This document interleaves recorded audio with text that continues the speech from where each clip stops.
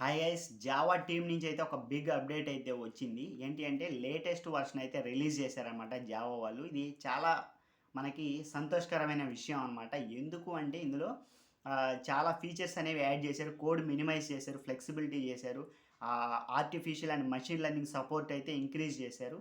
అంటే ఇంతకుముందు Java 21 long term support అయితే ఉండేదనమాట. LTS long term support version ఉండేది 21. ఇప్పుడు లేటెస్ట్గా జావా 25 ఎల్టీఎస్ వర్షన్ అనమాట. లాంగ్ టర్మ్ సపోర్ట్ వర్షన్ అయితే కొత్తగా వచ్చిందనమాట. ఇందులో చాలా అప్డేట్స్ అయితే తీసుకొచ్చారు. ఫర్ ఎగ్జాంపుల్ తీసుకుంటే కోడ్ 2-3 ఇంతకుముందు ప్రింట్ చేయాలంటే ఏమన్నా 4-5 లైన్స్ అయితే రాయాల్సి ఉండేది. ఇప్పుడు మాత్రం ఒక 3 లైన్స్లో సింపుల్గా క్లాస్ తీసుకోకుండా system.out.println అని పెట్టకుండా జస్ట్ io.print ఫంక్షన్ తీసుకొని అయితే మనం ప్రింట్ చేయొచ్చు. ఇలాగా కొన్ని మార్పులు అయితే చేశారనమాట. ఇవి కోడ్ మినిమైజేషన్ చాలా మనకు కూడా ఫ్లెక్సిబుల్గా హ్యాపీగా అయితే ఉంటుంది అనమాట. కోడ్ మినిమైజ్ అయ్యింది. పైథాన్ లాగా వాళ్ళు కోడ్ ఎంతమంది ఎక్కువ రాయాల్సి ఉండేది, దాన్ని మినిమైజ్ చేస్తూ కొన్ని అప్డేట్స్ చేసుకొచ్చారు. ఫ్లెక్సిబిలిటీ కూడా ఇంక్రీజ్ చేశారనమాట. అంటే ఇంతకుముందు ఒక పర్టికులర్ ప్లేస్లోనే ఒక లైన్ అయితే రాయాలి, ఫంక్షన్ అయితే రాయాలని ఉండేది. కానీ ఇప్పుడు మనం ఫ్లెక్సిబిలిటీగా కొంచెం ఎక్కడైనా మనకు అనుగుణంగా ఉండే చోట్ల అయితే మనం రాసుకోవచ్చు. కోడ్ ఫ్లెక్సిబుల్గా ఇంక్రీజ్ చేశారనమాట. అండ్ ఇంకోటి ఏంటంటే artificial intelligence, machine learning support కూడా ఇంక్రీజ్ చేస్తున్నారనమాట వీళ్ళు. ఇప్పుడు ప్రజెంట్ వచ్చిన జావా 25లో కూడా ఆర్టిఫిషియల్ మెషిన్ లెర్నింగ్ సపోర్ట్ అయితే పెంచారు. ఇంకా ముందు కూడా పెంచుతారనమాట.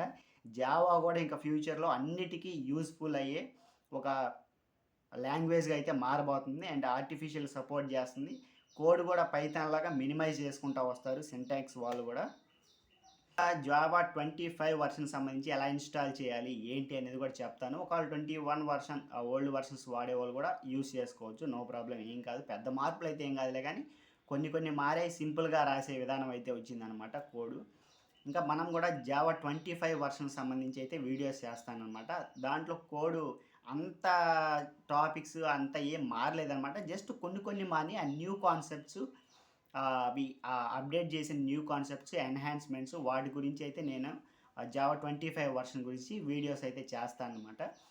ఇంతకుముందు ఓల్డ్ 21 వర్షన్లో ఉన్నవి ఏవైతే అప్డేట్ చేశారో వాటిని 25 వర్షన్ న్యూగానైతే నేను వీడియోస్ చేస్తాను. పెద్ద మార్పులు ఏం లేవు, మ్యాక్సిమం ఈక్వల్గానే ఉన్నాయి. కానీ మ్యాక్సిమం ఇంకా ఇండస్ట్రీస్లో కూడా 21 వర్షన్ అయితే యూజ్ చేస్తూ ఉంటారు. దాని నుంచి 21 నుంచి 25 వర్షన్కి షిఫ్ట్ అవ్వాలంటే కొన్ని ఒక 1.5 అవర్ పట్టచ్చు. ఎందుకంటే ప్రీవియస్ ప్రాజెక్ట్స్ ఉంటాయి కాబట్టి వాటి నుంచి దీంట్లో ఒక 25 వర్షన్స్కి మారేది కొంచెం టైం పట్టిద్ది.